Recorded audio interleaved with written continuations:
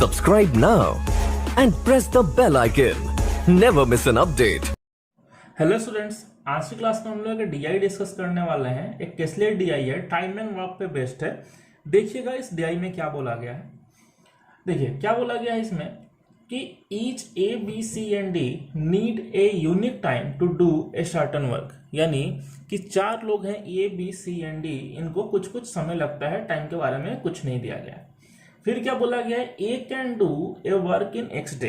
तो A can do a work in X day दिया हुआ है और B can do the same work in 2x day. तो यहां से हमें क्या मिल गया, यहां से हमें मिल गया टाइम का रेशियो। टाइम का रेशियो हम बोल सकते हैं कितना होगा, 1:2 ए एंड बी के बीच में। तो इफिशियंसी का रेशियो कितना हो जाएगा, 2:1।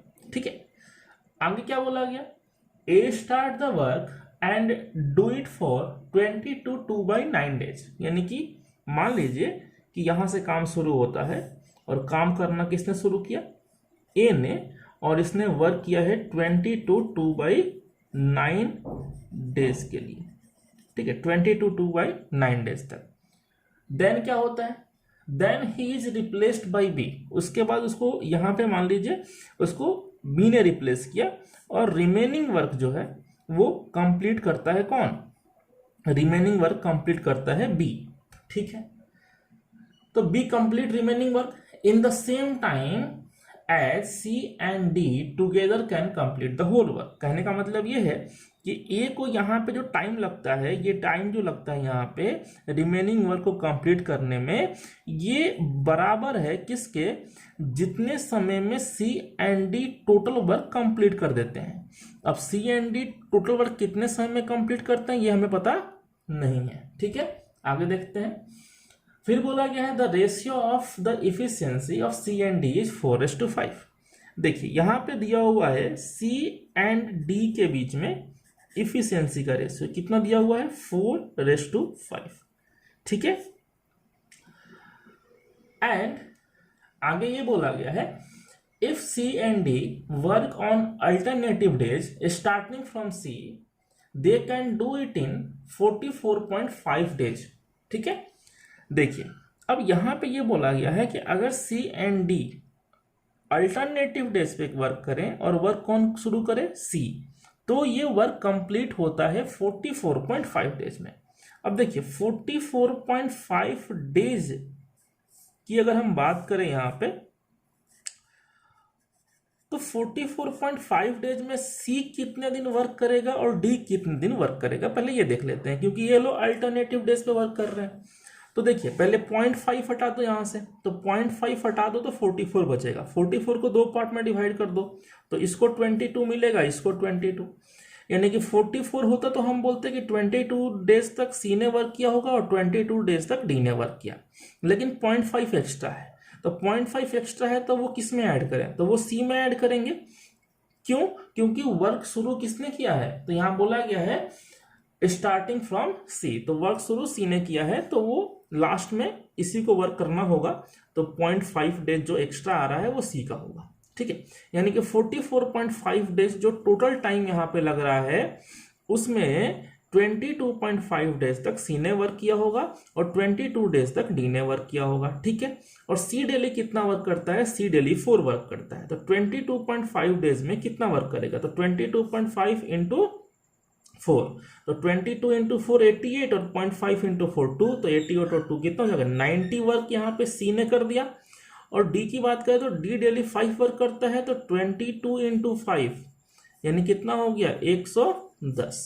इसका मतलब ये हुआ कि टोटल वर्क जो है, टोटल वर्क वो कितना हो गया आपका, 200। तो यहां से हमने क्या निकाल लिया, यहां से हमने निकाल लिया टोटल वर्क। ठीक है, अब देखिए, अब यहां पे जो रिलेशन दिया हुआ था ना कि ए ने काम करना शुरू किया और 20 to 2/9 days तक वर्क किया और फिर वो चला जाता है, उसकी जगह बी आता है और उसने कंप्लीट किया है उस वर्क को उतने ही समय में जितने समय में सी एंड डी मिलके कंप्लीट करते हैं।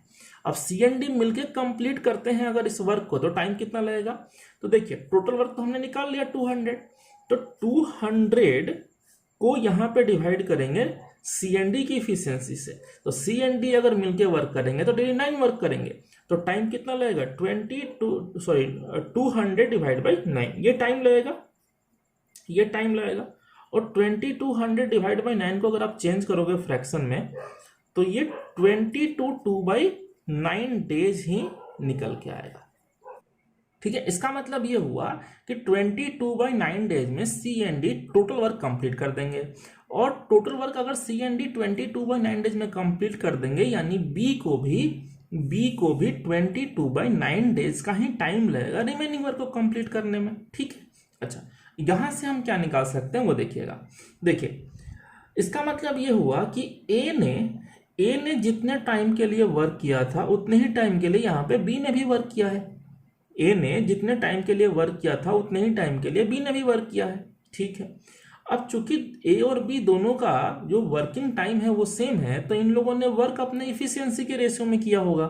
तो कहने का मतलब ये है कि ए और बी के बीच में इफिशियंसी का रेशियो कितना है 2:1, यानी कि मैं बोल सकता हूं कि ए अगर 2/9 डेज में 2 वर्क कर रहा होगा तो बी 22/9 डेज में 1 वर्क कर रहा होगा। ठीक है, इसका मतलब टोटल वर्क कितना 3।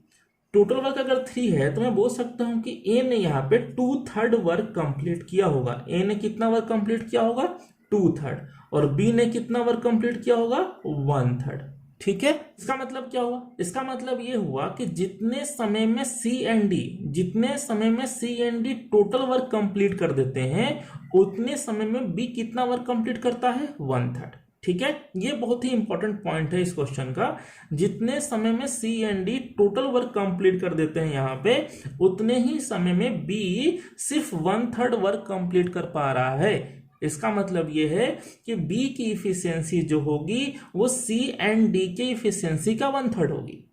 ठीक है, किसकी इफिशियंसी, इफिशियंसी ऑफ बी जो होगी ये होगी 1/3 of efficiency of C and D. अब 1/3 ऑफ सी एंड डी अगर किया जाए यहाँ पे तो सी एंड डी की इफिशियंसी हमें पता है यहाँ पे कितनी है 4 + 5 यानी 9 है। तो 9 का 1/3 यानी कि बी की इफिशियंसी क्या हो जाएगी 3 और बी की इफिशियंसी 3 हो गई तो यहाँ पे 1 की वैल्यू 3 हो गई तो 2 की वैल्यू क्या हो जाएगी 6, यानी बी की इफिशियंसी 3 हो गई और ए की इफिशियंसी कितनी हो गई 6। और सी एंड डी की इफिशियंसी यहाँ पे हमने लिया था 4 और 5 लिया था। इसका मतलब ये हुआ कि हमने यहाँ पे चारों की इफिशियंसी निकाल ली A B C and D.